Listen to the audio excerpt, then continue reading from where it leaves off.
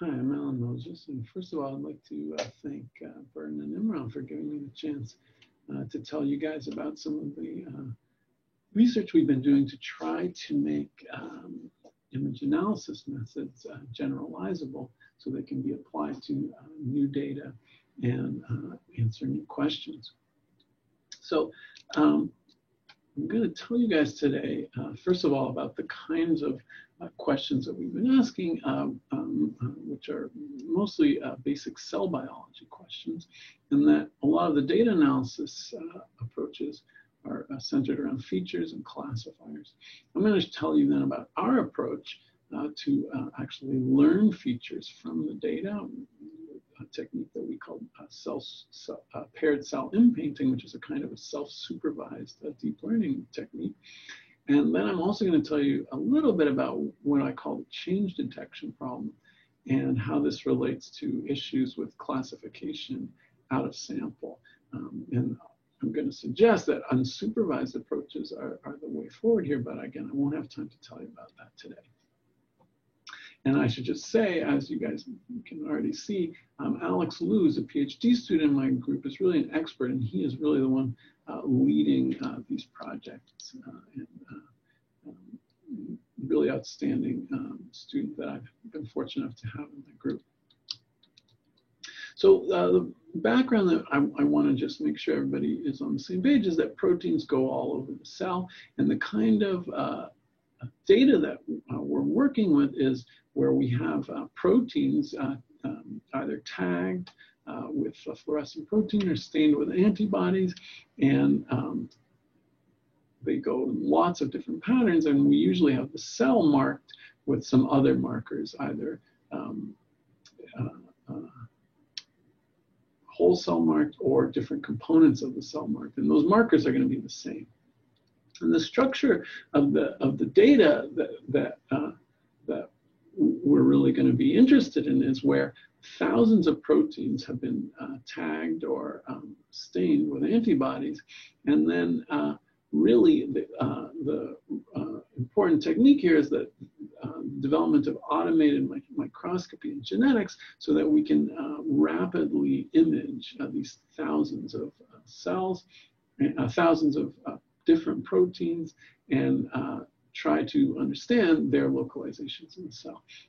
And this is a major kind of proteomics or cell biology question. The reason we're interested in this is that subcellular localization, where the protein goes in the cell, either to the nucleus or to the spindle or to the point of DNA damage, tells us a lot about what that protein is doing. And again, it's a sort of classic systems biology or proteomics question. Can we, for every protein, let's say in the human genome, define a localization pattern, or at least to say in this cell type or under this condition, this protein goes here? And again, this data is probably a bit different than what a lot of you guys are thinking about in high content screening. So I just want to give you a little bit of introduction to the actual data that we're working with here. So what, again, as I said, is what we have is we have a collection of images where each protein has been imaged in the background of some shared cellular markers. And again, typically we're going to be extracting image features. Could be from the whole image, but more often from the individual cells in these images. So we actually have this kind of third dimension of access where we can think about IID cells that are in this feature space. And I'm showing you an example from the Human Proteome Atlas where they've got more than 12,000 human proteins. And when we do our segmentation, we can identify more than 600,000 individual cells in these images. And again, this kind of data set allows us to address this question: can we find for each protein in this data set a specific subcellular localization pattern or more? And the way that I at least think that the paradigm for this, and again, this was a very hard cell biological problem. I think when Bob Murphy's group started applying computational approaches, a lot of cell biologists said, well, this is impossible. You can't actually recognize a Golgi automatically. But in fact, work from Murphy's group, at least I really associate it with what I call the classification paradigm. The idea is that given a training set of proteins with known localization classes, you could do feature selection and classification to assign localization classes to proteins with unknown localizations, so unseen examples. Again, this approach was very successful, but it turns out that in order to do this, you need a training set. So you need experts to actually annotate the images with these localization patterns, and you need features. And again, at least in the sort of classical way this was done, experts had to design these features ahead of time. I'll give you an example of how much work it is to apply this, for example, to the Human Protein Atlas. So again, the experts classified the images into categories. So they look at each picture and say which localization class this is actually an example of. And then they did various kinds of computational approaches to see if this could be done automatically. So one thing they did is they did a citizen science project where thousands of people in an online game tried to analyze these images. They also tried deep learning methods that they trained. And again, in this deep learning, no method was, and also with the online gaming, none of them could reach the level of the experts at actually reproducing these classification patterns. And part of the reason that this is so difficult is because the proteins go where they want in the cell. There's mixed patterns, they can have multiple localizations, and they can have quantitative variation within their localization patterns. So it turns out that although possible, this classification paradigm is a lot of work. Experts have to annotate these images, and it turns out they have to redo that work for each new data set and experiment. And again, maybe a bigger concern for cell biological discovery, which was what I was really most interested in when we started working on this, is, well, how do we discover patterns that were not known to the experts? They won't be in the training set. So how do we do unseen pattern discovery in this paradigm? And just to give you a big picture, what I'm going to tell you about today is that we don't need to do it this way. What we're going to actually, I'm going to propose is that we can do unsupervised or clustering in the image feature space to identify the patterns. And actually, we can learn the features directly from data using self-supervised deep learning methods.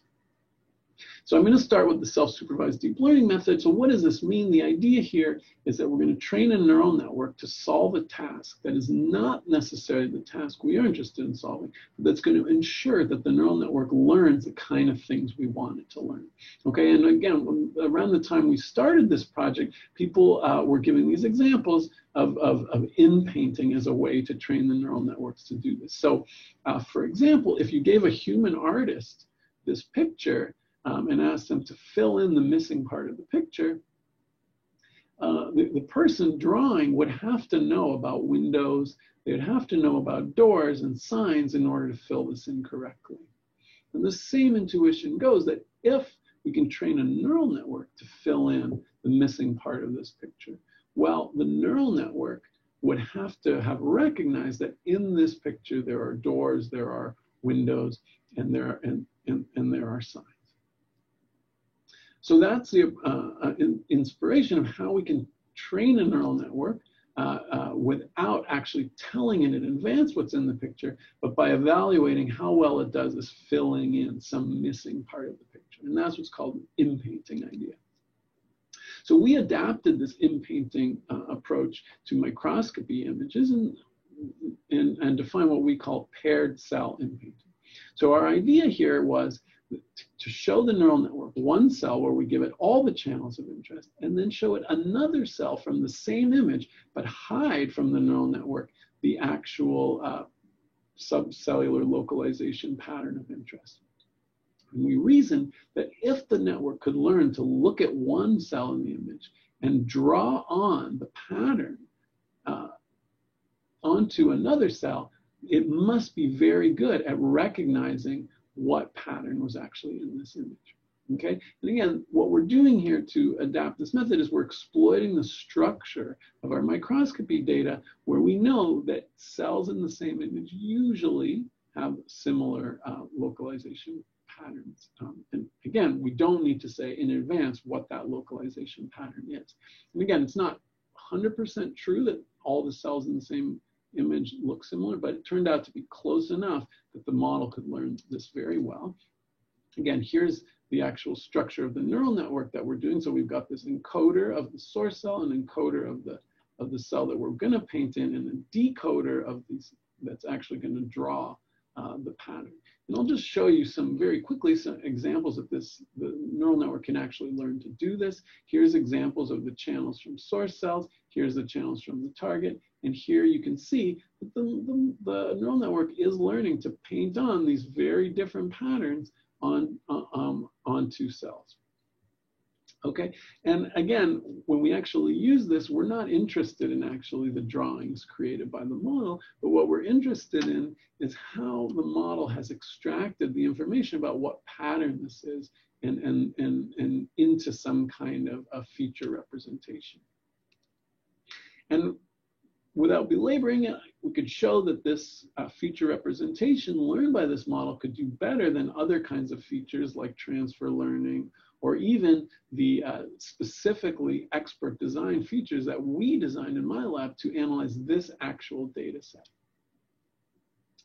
And more interesting perhaps than the performance on the benchmark for me was that these features could actually, maybe we have some evidence that they're better for discovery of unseen patterns. So that's what I really want to spend some time telling you about. So what I'm showing you here is a UMAP representation, so a low dimensional representation of the feature space where each point in this representation corresponds to one single cell.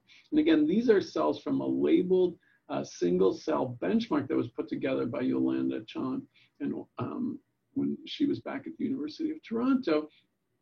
And what I'm showing you here is that if we use a supervised CNN, and this is a deep learning model trained to reproduce the labels in this benchmark that was designed by Oren Krauss, again, when he was at the University of Toronto, you see that this classifies these patterns very, very well and very well separates them in the feature space. If we now look at the paired cell inpainting features in the same representation, what we see is that actually these 4 different localization patterns, according to the benchmark, are still separated very well in the feature space. But what we can see is that some of these patterns are actually being broken up in this feature representation. And if we look at example images, example cells from these clusters in the feature space, what we find out is that these correspond to visually distinct patterns. So this means that the feature representation here is actually, the model is noticing that this pattern, which shows this kind of punctate cell periphery localization, is distinct from the localization which is smooth around the cell periphery. And again, if you didn't know this in advance, training your supervised model just to classify cell periphery, you can see that this model is learning to ignore this possibly interesting biological variation.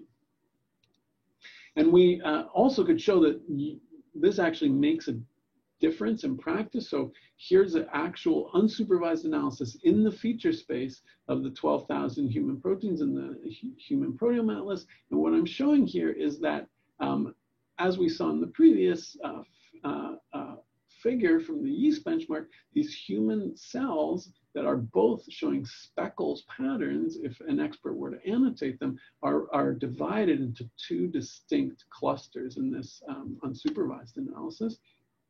And again, visually, these patterns are only subtly distinct, but we have strong reason to believe that this is biologically interesting because only this cluster of speckled proteins are strongly associated with splicing, whereas these speckles are not associated with splicing. So we believe that the features are more sensitive to these biological differences in the pattern that are difficult for us as experts to look at these pictures and say they're actually different. And the other really we think, powerful aspect of the unsupervised analysis in the feature space is that we can discover patterns that have very rare, and that it would be very hard to make a training set of positive examples for these classes. And so one beautiful example of that is these nucleolar rim proteins. There's very few examples of these in the human proteome, but yet those few examples that are there, they cluster together in this very specific region of our feature space. So we can identify new examples of these nucleolar rim proteins by looking at proteins that are nearby each other in this feature space. So I hope I showed you that we can actually do discovery and assignment of localization patterns using unsupervised or clustering if we have a good feature space, and that we can learn a feature space, at least for the Human Proteome Atlas and for that one yeast data set, directly from the data without any expert labeling. But we really wanted, as I said, to develop tools that are systematically applicable to new data sets without having to do a lot of manipulation and training and adjustment of parameters. And that's what I'm showing you here, where we've applied the paired cell inpainting approach to 2 other yeast data sets. And again, there's no training data required, no labeling of images required, and all 3 of these high throughput imaging experiments image these same GFP tag yeast strains, but they had different cellular markers and different microscopy conditions. But what you can see is that the overall structure of these data and the relationships of the biological classes in this feature space are still consistent in these representations using the automatically learned features, even though these images look quite visually distinct. We think that the paired cell inpainting approach could be applied to any data set, as long as there's single cells that can be identified in the images, and you have at least 2 channels where the proteins of interest are tagged in one channel, and the cells are somehow identified in the other channel. Okay, so I told you about our idea to use self-supervised learning to generate features for we think is a large set of different kinds of data sets without any expert labeling. And now I want to tell you about a related problem that's perhaps even more why I'm really interested in these proteome scale data sets. So the idea here is that we want to do what I call change detection in this proteome scale microscopy data. So the idea here is we do this proteome scale experiment. We measure the localization patterns for thousands of proteins. We represent that in feature space, and now we repeat that experiment, okay? And the idea here is now we treat this whole collection of strains with some drug, and we ask, okay, what proteins are changing specifically in response to this drug? And if we could figure that out, it would tell us, oh, this is the pathway, or these are the cell biological properties that this drug is actually affecting, all right? And we can do this again and again. And then the most straightforward way to analyze this data would be to train some classifiers on this control experiment and then apply them to these different experiments and see if proteins are changing localization classes. Turns out this is hard, and it's kind of not that obvious why it's so difficult, but at least I can say that the first studies that actually tried to do this localization change detection in these high throughput data sets, they actually looked through the images by eye to tell them apart. There was no automatic way to do change detection. And why is it so hard? Well, there's sort of 2 reasons for this. First is incomplete penetrance or cell-cell variability. And I'll just show you an example of this from Yolanda's yeast data. So here we have a protein that's usually in the cytoplasm, occasionally in the nucleus. Again, when we treat with this hormone treatment, now you can see that more cells have this protein in the nucleus, but still most of the cells have it in the cytoplasm. And the other interesting thing about that makes change detection in this experiment hard is that the cells are subtly changing their shapes in response to this hormone as well. So that actually makes all the image features a little bit different, and it could in principle affect the segmentation and other processing in this treatment. But we can deal with this incomplete penetrance, and you can think about it in this way, is if we look at the localization pattern at the single cell level, then we can classify every cell in for that protein or in that set of images, and then we can look for changes in the class frequencies between the control and the treatment. And again, this was a strategy that was really pioneered by Yolanda Chong, again, when she was still here at the University of Toronto. Now, the statistics here are pretty simple, that all we have to do is rule out sampling variance between the different classes, and then we can infer that a change has happened.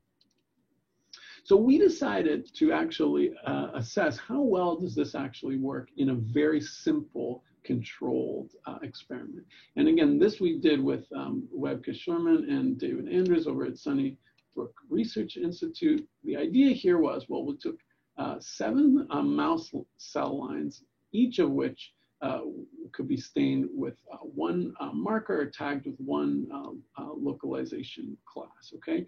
And again, we trained classifiers on the control experiment, and we could show very clearly that these classifiers could correctly identify the subcellular localization in these cell lines. Now, we went ahead and repeated the experiment. We treated with a drug or another drug, and sure enough, we see changes in the frequency of the cells that are classified by these classifiers. And again, this data is very suggestive that these drugs might be actually affecting secretory pathways and may be affecting them in subtly different ways. So we were, again, one might be very excited about this kind of data, but it turns out that actually what's going on here is that the classifiers are letting us down. No treatments were given to the cells in the experiments I just showed you. What I called drug X was just the same cells imaged on a different day. What I called drug Y was just the same cells imaged on a different microscope. And this is called covariate shifts or out of sample effects. And it's well known that this is a problem in the machine learning world. Because our experiment is really a well-controlled system to look at this, we could actually look at what's going on in the feature space in these two, in these examples. So here's our control experiment feature space. Again, you can see that these classes are very well separated in our paired cell implanting feature space.